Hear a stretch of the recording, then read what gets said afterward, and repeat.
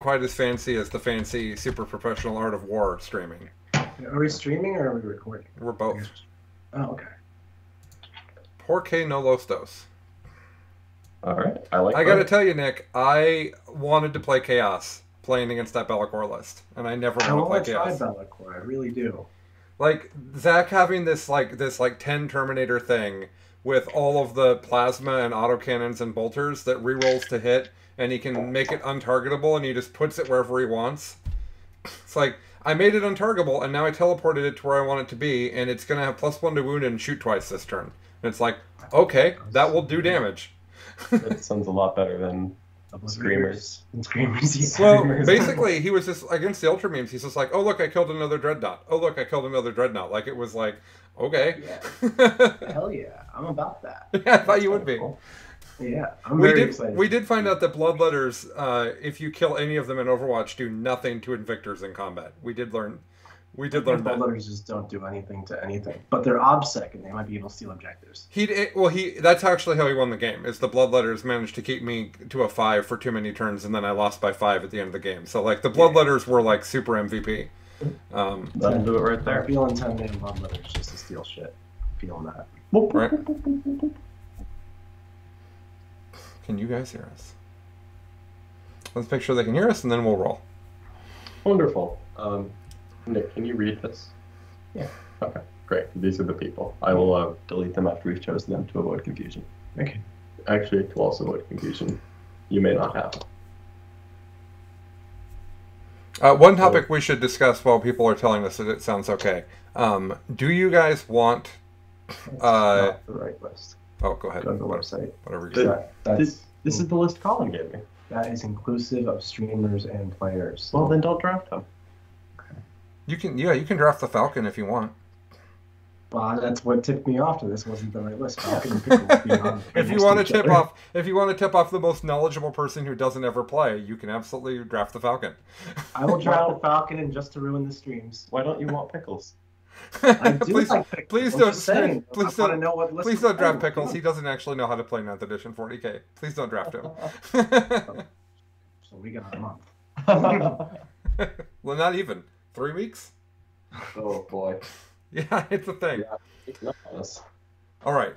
So, all right. So here we go. Welcome to Best in Faction, a competitive Warhammer 40k podcast. I'm Colin, and this is a special edition where I have none of my normal co-hosts, but instead have the lovely and talented John Lennon and Nick Nanavati from The Art of War, who looked very fine moments ago and now are blurry. There they go. Now they're in focus again. So, excellent.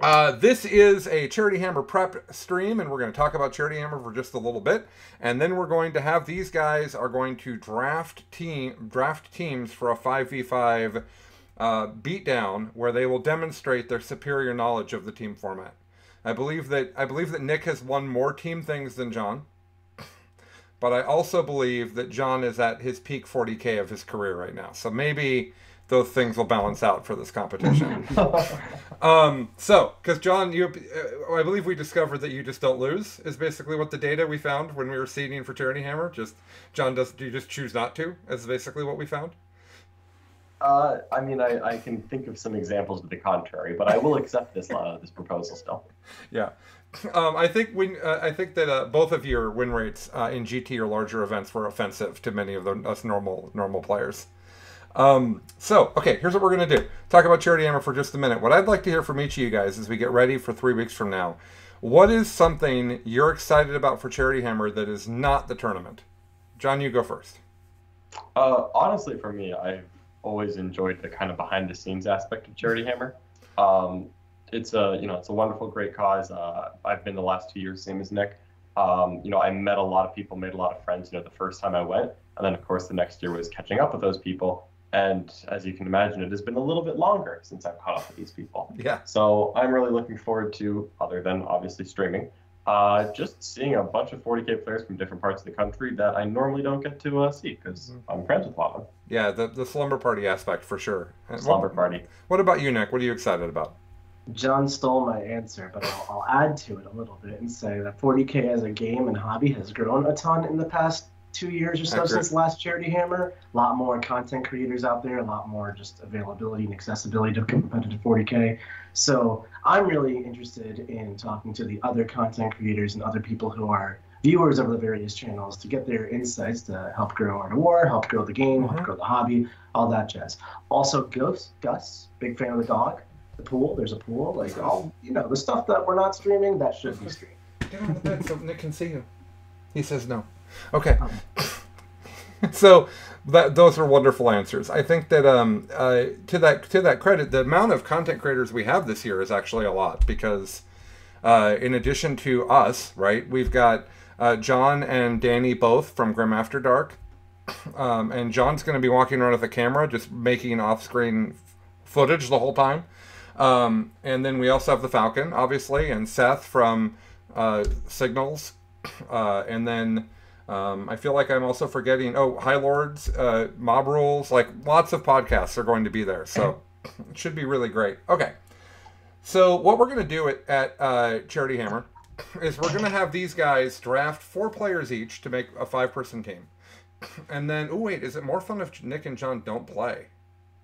Ooh. I hadn't thought about that. Is it? What do you guys think? Is it more fun if you guys play or if you guys just are coaches? I think if I don't play, I will maybe have a heart attack watching all my players play and being helpless to do anything about it. But that's not necessarily a bad thing. What do you think, John? I mean, I'm always in favor of more games, as past Charity Hammers can attest. Yeah. It would be interesting either way. I'm fine either way with this. I love playing, so I want to play because more games, more better. But there's pros and cons here. I think we'll have you guys play. So the other thing we have to decide is people asked if you guys should be able to ban armies from this event. And when I asked them more questions, what they were really saying is, should we not play AdMech for the 5v5?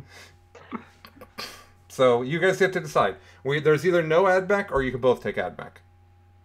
I mean, those are the options. So. Yeah. If I could choose only AdMech for John, that would be my choice. I mean, I'm not going to play AdMech because I don't do that. So I'm in favor of banning it. Let's get creative. All right, let's say there's no AdMech. Okay, I'm gonna be arbitrary. There's no AdMech. Oh, all right. No AdMech. Okay. There's no AdMech for the 5v5. So here's how it's going to work. These guys are going to draft 4 players each to go with them on their team from the people at Charity Hammer. Please don't make me invite someone new at this point. That would be really bad. The roster lock was very stressful. And then they're going to work with their teams privately and not talk to each other about lists. And their teams will bring lists. And then at the event, there's going to be a 3-hour period of time before the games for this, where basically an hour and a half of that will be John and his team on camera, getting to see Nick's team's list for the first time. We won't have seen them previously. And we'll go through them like it was ATC or like it was WTC. We'll go through the lists, we'll talk through the pairing, and then it'll be John's team will leave the room, Nick's team will come in, we'll get 90 minutes of that team doing it. Then we'll do the pairings. We'll do that on camera as well, and then the games will be played, and we'll see which one of these guys is actually the best captain. All right. That's a lot. Yeah, no pressure. Yeah. People are most excited about the 90 minutes of listening to you guys talk to your teams about the matchup. We've talked about Nick's matrix of how well people think they're going to do on the show before, which I'm sure is not unique to Nick, but Nick's the one that taught it to me. So, all right. So here's what we're going to do as a game to decide who gets to draft first, because drafting first is a big deal in this particular case. So you guys are going to go back and forth, and you're going to quickly name a person that was at the very first Charity Hammer. You can't say any of the 3 of us, and if it takes you too long, or you get one wrong, you're out and the other person wins. I like this game. Okay. Okay, John, you're going first. All right. Alex McDougall. Okay. Tim Bessel. Sean Morgan. Pickles. Zach Nelson. Harrison. Ooh, Harrison's good. Oh no. Nick wins. Okay. John, you have the elephant brains. What's going on? I'm the one with no memory. I thought we'd make it farther than 5 of 24 people, but that's okay. It's fine. I guess the 3 of us couldn't get picked. So there's so many. Oh, I didn't. Yeah. Yeah, there. I mean, there were options. pretty funny. Okay. So here's what's going to happen. So Nick gets to pick anyone from Charity Hammer that's going to be his first person, and then John's going to pick 2, and then Nick's going to pick 2, and then back to John again. So Nick, who's your top pick? I gotta go with one of my Art of War peeps. I mean, this is the way you gotta rep, right? So we're gonna go with Mr. Bradley Chester. Oh, the 3 seed. What a bold and unusual pick. Okay. Well, that wasn't why, but that doesn't surprise me either. Well, there is I think that Brad is the obvious first pick for this. I think that's why going first mattered. This arbitrary game. Yeah. So, John, you get to pick 2. All right, 2 choices here. Kind of trying to think about what armies are still on the board and what armies are off the board. All the armies are on the board. Well, you only play one army. Is that true? No. That doesn't sound true at all. Okay. Chester and I are probably the most versatile. Yeah. Yeah. Okay. I don't know. John's probably the most. John might be more versatile than you at this point, Nick. He seems like he plays everything. Oh, you just have a crush on John. I see how. I do. How could you not? He is dreamy. I'm just saying. That's why. Okay. I'm actually I'm gonna start off with Mr. Colin. I'm gonna start off with you, Colin. We're going with the Homer pick. I'm honored. He lives at home. Yep. Well, mostly I need someone else to play the Ultramarines, and I really trust Colin to do that right. It turns out that not everybody can play that list, which John and I don't understand. Not in the slightest. Shoot him with the guns. Someone needs to. All right. My second pick here. We're staying Homer. I'm going with Ruben Fernandez. Oh wow. Okay. For those that are following along with Charity Hammer, I'm just to tell you guys about the seeding. Brad is 3. So John is 1, Nick was 2, Brad's 3, I'm 6, and Ruben's 11. So that's what's been grabbed before. Now we're going into places. So you get 2 people, Nick. Hold on just 1 second, Nick. For everybody else's benefit, the rest of the top 10 that haven't been picked yet are Vessel, Alex McDougall, Rich Kilton, and then Mark and somebody that I'm forgetting, Zach, and somebody else. So that's who's left from the top 10. Go for it, Nick. All right, I'm gonna switch it up and do some crazy things. I'm gonna go with Jamie Paris. Okay. Jaime. It is Jaime. I have been I've been educated on that. I have, but he hasn't told me that. Let's go with Alex McDougall. We don't know. He plays Terrence and GSC. Well, I trust him. Trust him to get some stuff done. Let's do it. Okay. All right. Do I get 1 or 2 picks now? You have 3. You get 2. Oh, well, actually, yeah, Colin. Yep. I have 2 picks now. Well, you both. Well, John. We both let's have see. 3 chosen. Yeah, we both have 3 chosen. No, John has 3 including him. Nick has 4 including him. So we'll do 1, 1, 1. I think that makes the most sense. Sure. 1, 1, 1. Okay. Yeah. I'm gonna take Rich Kilton. Okay, Nick. Choice. I think Rich is an amazing choice that I thought would go earlier because of the orcs. only reason I didn't pick Rich is because I figured between Brad and Nick already had an orc player. Oh, that's so I thought I could get away with stealing him a little late. John's putting a lot of thought into this. Yeah. Well, Someone has to. He would like. Let's see. I got people who. By the way, someone suggested that we call it the brown magic versus the white magic, and I said that's not okay. I don't know. I gotta stick with the Art of War. I'm sorry, fam, but we gotta bring Mark Perry to this house. We gotta. All right. Okay. John's last pick. All right. So right now I've got myself. I have Colin. I have Rich Kilton, and I have Ruben. So I've got probably Eldar, probably Marines, probably Sisters, and probably Orcs. All right. I recommend pickles. Please don't select pickles. Hold the pickles, as they say.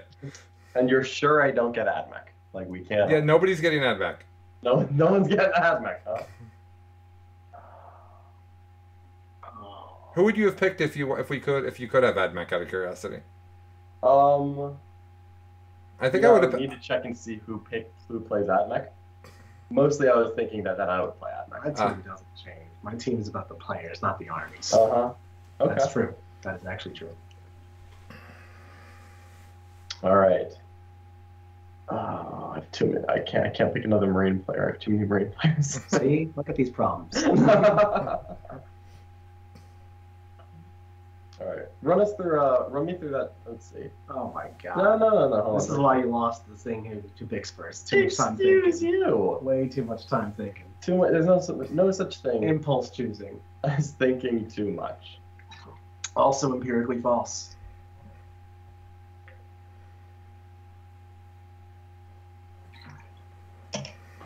I think 9 of the top 10. No, that's not true. Yeah. Let's see. There's I don't feel like I should help because I'm on your team, so I'm just sitting here. no. This is up to me. No, then I get the credit of beating both of you. You've beaten me before, Nick. It's not that great. I feel like I need a chaos player. Too bad I took Mark. So I would like to Mark. I can be helpful in that regard. I know that Zach is bringing chaos to and I presume Mark is bringing chaos. But other than that, I don't know who's bringing chaos. Mm-hmm.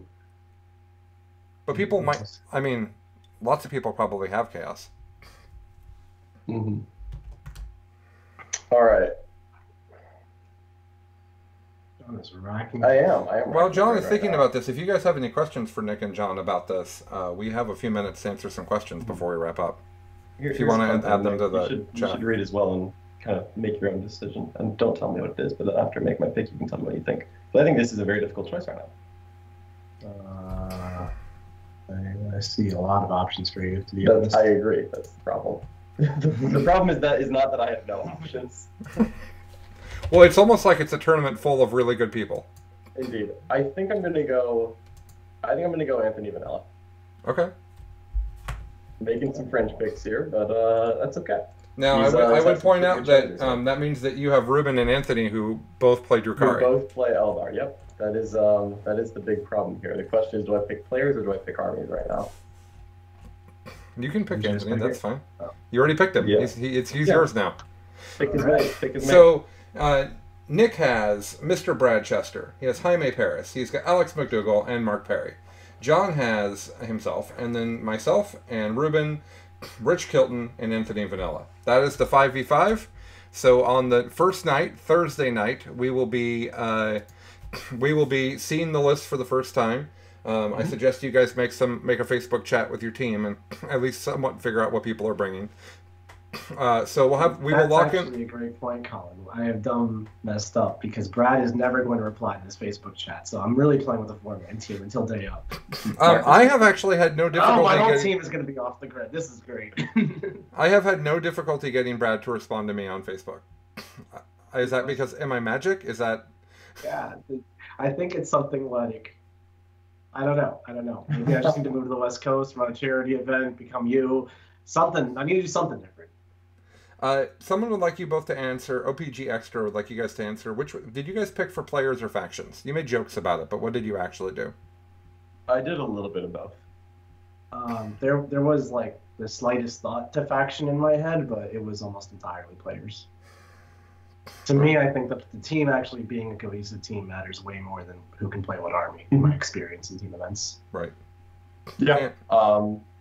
I mostly did players. I've actually never met Rich Hilton. So I'm just taking a leap of faith that picking the biggest boss is what you need right now. Yeah. I'm pretty sure I played every person that I've chosen at least once. So you played Jaime? Yeah. Okay. At least, yeah. I played every single person I've chosen. I don't like picking people I don't know how they play. I just won't do that. Yeah. I think Jaime is primarily playing Space Wolves right now, which I'm really excited about because he is, yeah. Because like if you look through the 32 people for the GT, there's a lot of Drukari and a lot of Adbec, and I think there's going to be a lot of Orcs. But it's kind of fun that we've got like somebody wants to bring Custodes and somebody wants to bring Space Wolves. I like that we've got two Tyranid players. Like we've got variety mixed in from good players as well. Mm-hmm. And like I knew what I was doing. Alex is playing Tyranids in GSC. I almost regretted the choice, but I was like, no, I trust Alex. Same thing with Jamie. It's not Jaime. It's not like Space Wolves are the premier Marine chapter right now, but the kid knows what he's doing. The guy's got the guts, so trust your players. The fun thing for me is that Nick and Alex are the only people on that team that I've played before.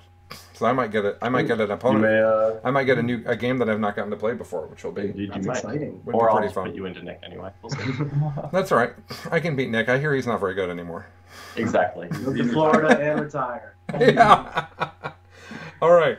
So that's just great. Okay, so we're going to see these guys in just a few weeks. Just a reminder that these are our number 1 and number 2 seeds from the GT as well, which means they are in very different parts of the tournament. They cannot see each other until the end. It is not possible. Nick, I have a better shot of seeing Nick earlier than John does because I'm in Nick's half of the bracket. But I have to beat like Brad Chester and like a bunch of other people to make that happen. So probably not going to happen for me. Anywho, so they're our number 1 and number 2 seed. That GT is going to happen on Friday, August 6th. But this event, this 5v5 event, is going to happen Thursday night at 6 o'clock. So we will rock this out, and we will see who the best team captain is. And with that, guys, well, yeah, it's going to be absolutely great. So we will see you guys then. You get your list together. Oh, one more thing. We're doing disparate scoring. Just should there... In fact, let's talk about that. Let's actually talk about that for a minute, because I know that the three of us are pro disparate scoring, and that's a big debate happening right now. I mean, I can definitely play the pro side to this. Yes. Please discuss why you like disparate scoring, and then that'll be our last topic.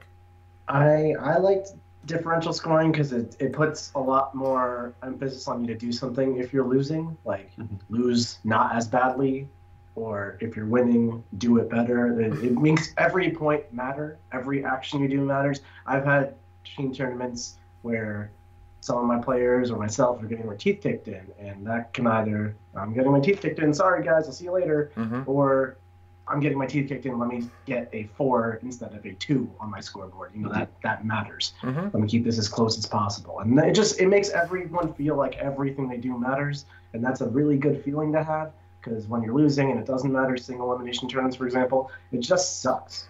So it removes the field ads. Yeah, I also just like that, you can pair someone into a situation that they might lose, but there's a difference between losing and getting destroyed and losing a tight game, where, it can be very hard for a lot of armies to, beat Dark Angels by more than 10 points. That gives, a lot of, different incentives to bring armies. It makes a lot more nuance in pairings, and anything that, makes the pairing process and the actual unique to teams aspects of the game more interesting, I feel like those should be emphasized in a team tournament. Yeah, I guess I did a bad job of podcast hosting here. I asked you guys the question but didn't explain what we were talking about.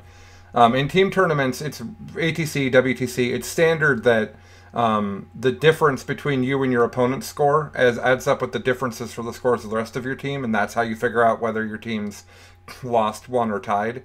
And the front lines decided to do it just whoever wins 3 of the 5 games wins the round. And so there's a big difference there, like these guys were talking about. And the other thing I think is, like you guys mentioned, there's some armies that are just only interesting in a team format if you have differential scoring, right?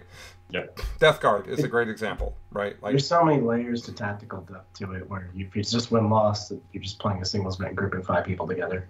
Yeah, exactly. So we're going to do differential because it's more interesting, and also because we could literally end up with literally end up with a tie, and it might make perfect sense if everybody plays each other really close. So, all right, great. Thank you so much, Nick and John.